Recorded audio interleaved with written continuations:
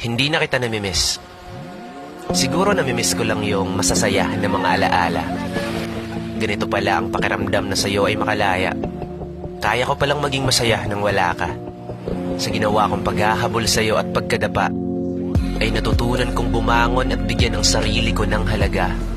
Lumayo ng kusa kahit hindi mo na itaboy. Sa baha ng aking luha natuto na akong lumangoy. Sapagkat tintalang at luma ang karamay ko sa aking panaghoy. Ayoko nang makipaglaro pa sa iyong apoy. Kasi mas lalo lang lumalim ang sugat ng aking pinilit. At parehas tayong hindi nagdalawang isip. Ikaw, di nagdalawang isip na saktan ako para sa kasiyahan mo. Habang ako, di nagdalawang isip na isakripisyo ang kasiyahan ko para lang sa ikaliligaya mo.